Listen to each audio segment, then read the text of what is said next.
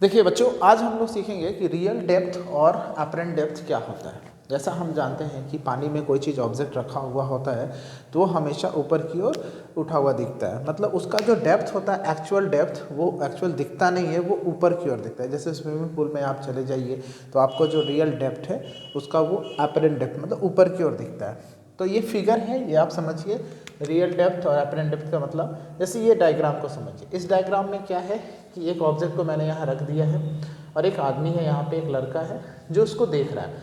तो यहाँ से एक लाइट ऐसे गई और ऐसे गई और इसके आँखों में इस तरह से गई, ठीक है।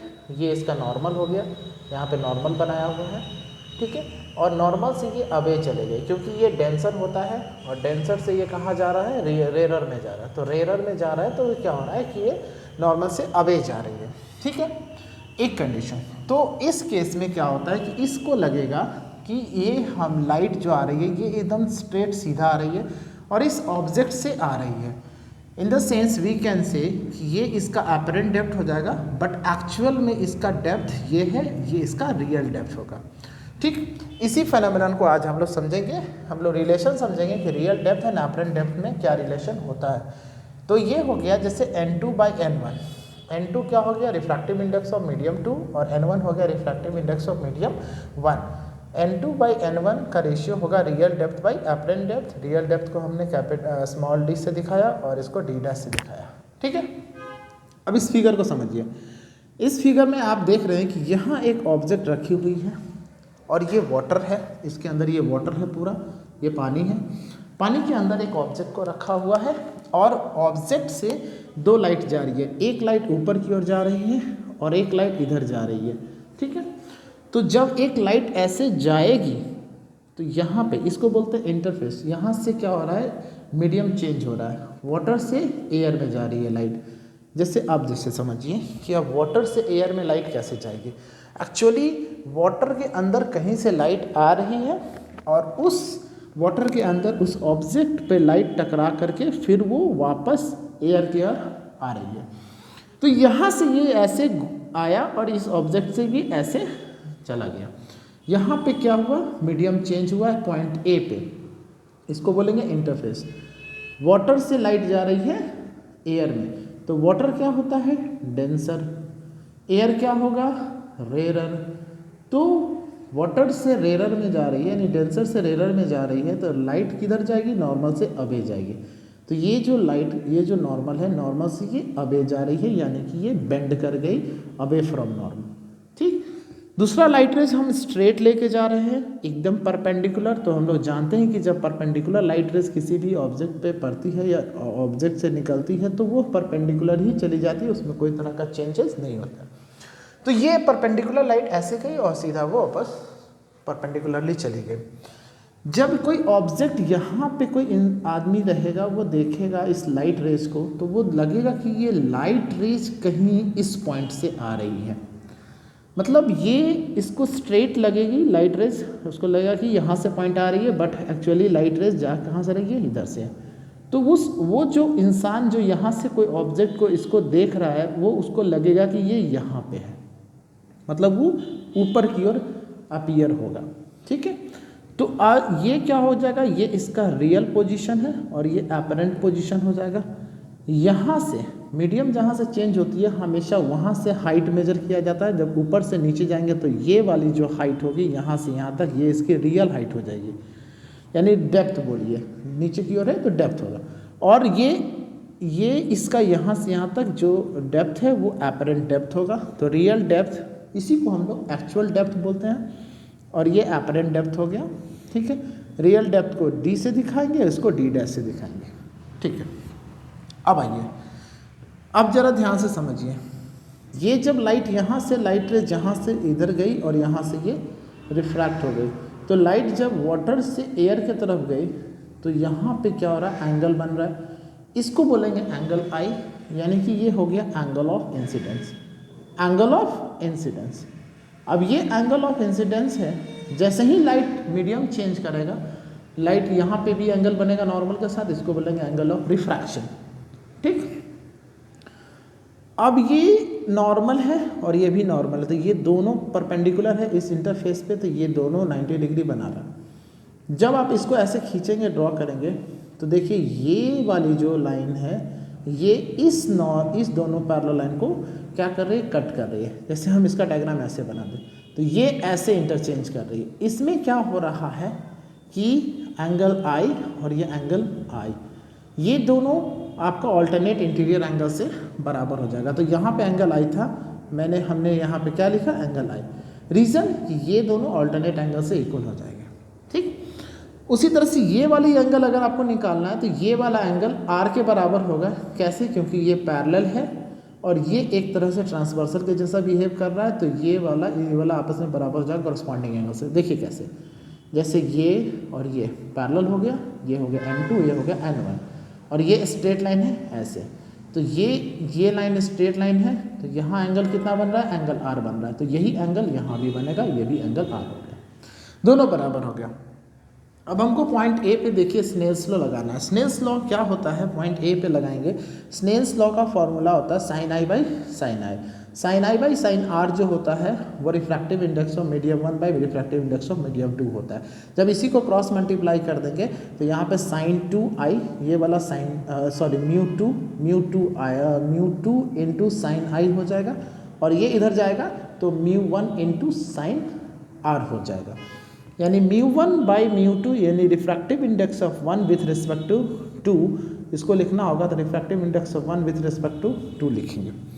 अब आइए in triangle A O B, अब देखिए AOB, ये वाला ट्रायंगल को देखिए। ये ट्रायंगल को मैं बाहर निकाल रहा हूँ यहाँ पे इस तरह से, OA, फिर यहाँ O और फिर यहाँ B। ठीक है, तो ये हो गया A, ये हो गया O और ये हो गया यहाँ B, यहाँ पे O हो गया। अब देखिए इस ट्रायंगल में यहाँ एंगल I दिया हुआ है, तो अगर हम साइन I की वैल्यू निकालें, साइन I यहाँ 90 है, 90 के सामने हाइपोटेन्यूस होता है, तो sine I is equal to हो जाएगा, इसके साइन एंगल के सामने वाला साइड होता है परपेंडिकुलर, तो sine I is equal to हो गया BA, और साइन हाइपोटेन्यूस हो गया हमारा कितना, AO। तो देखिए हमने क्या लिखा, sine I perpendicular by hypotenuse BA by OA। उसी तरह से ट्रायंगल है AIB। इस ट्रायंगल में देखिए हम ये देख पा रहे हैं, इस ट्रायंगल में क्या है हमारा, यहाँ B है और यहाँ A है और यहाँ I है, तो यहाँ पे एंगल R है, तो sine R is equal to ये हो जाएगा BA और बाई AI। तो AI आप लिख दीजिए या ये लिखिए, बात बराबर है। तो हमने क्या किया, sine I is equal to P by H हो गया इस ट्रायंगल के लिए, AIB के लिए, तो P बाई H परपेंडिकुलर हो गया BA और हाइपोटेन्यूस हो गया AI। अब हमने इतना नोट करके रख दिया। अब आइए, ये इक्वेशन 1 है, ये इक्वेशन 2, ये इक्वेशन 3। इक्वेशन 2 और इक्वेशन 3 का जो वैल्यू आया है साइन I और साइन R का, यहाँ पे पुट करना है, मतलब इक्वेशन 1 में पुट करना है दोनों का value. On putting the value of sine from equation 1 and 2 in equation 1, from equation 2 and 3 sorry, 2 और 3 से 1 में पुट करना है।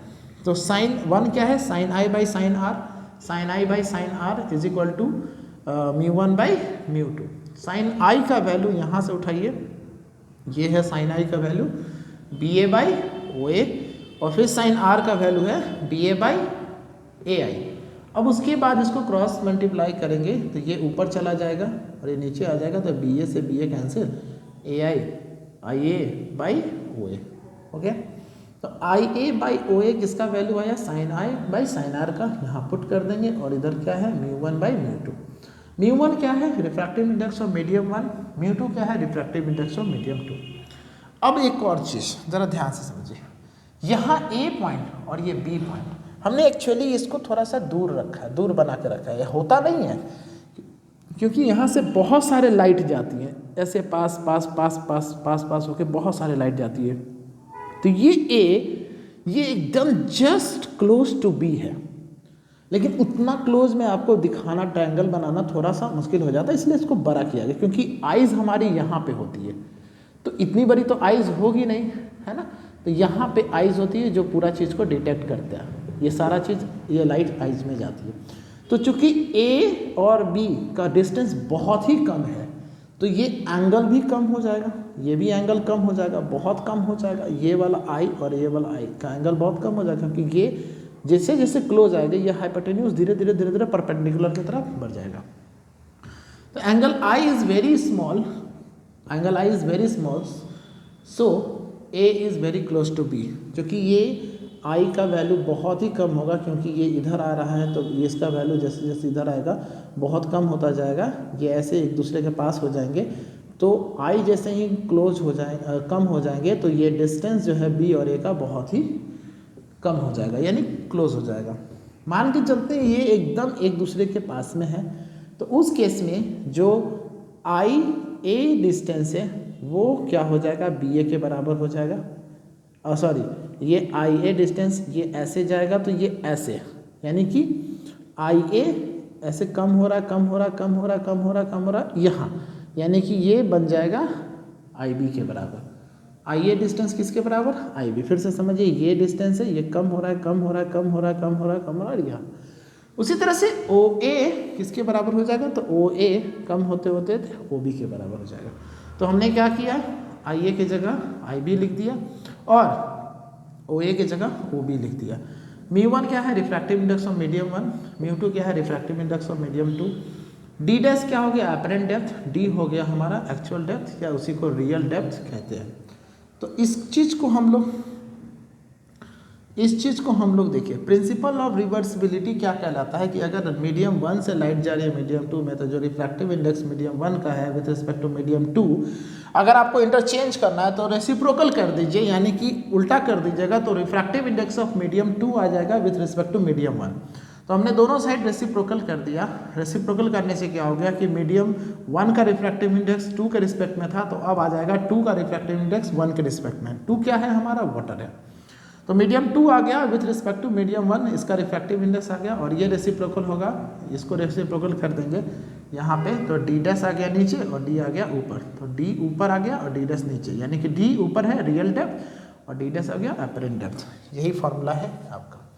अब आपको म्यू टू दिया हुआ है, इसका मतलब है कि refractive index of medium two, refractive index of medium two with respect to refractive index of medium one, ये आपका दे दिया है। ठीक है, अब चलिए इतना नोट करिए, फिर आगे बढ़ेंगे।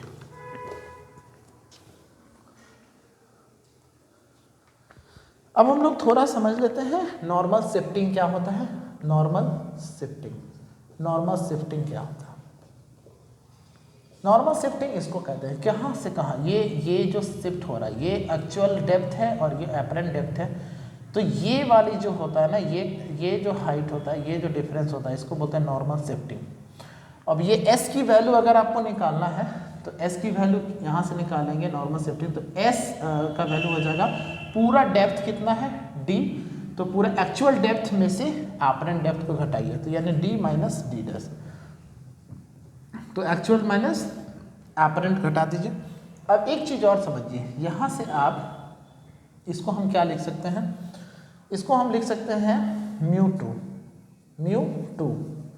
Mu two is what, refractive index of medium two with respect to air है, तो mu two is equal to हो जाएगा डी अपॉन डी डैश। अब आप डी डैश की वैल्यू निकालना चाहते हैं, तो डी डैश इधर कर दीजिए, तो इधर आ जाएगा डी और इधर आ जाएगा म्यू टू। अब आप डी डैश की वैल्यू यहाँ ला के पुट कर देंगे, तो s is equal to d minus d dash, इसका मतलब डी माइनस डी डैश की वैल्यू हो जाएगा d upon mu two, d common ले लेंगे, one minus one by mu two, refractive index of medium two. Real depth दिया रहेगा, refractive index of medium two दिया रहेगा, आपको नॉर्मल शिफ्टिंग अगर निकालने के लिए कहेगा तो आप ये फार्मूला लगाइएगा, ये न्यूमेरिकल के लिए इम्पॉर्टेंट है। थैंक यू, अगले क्लास में इससे रिलेटेड कुछ न्यूमेरिकल कर लेंगे। धन्यवाद।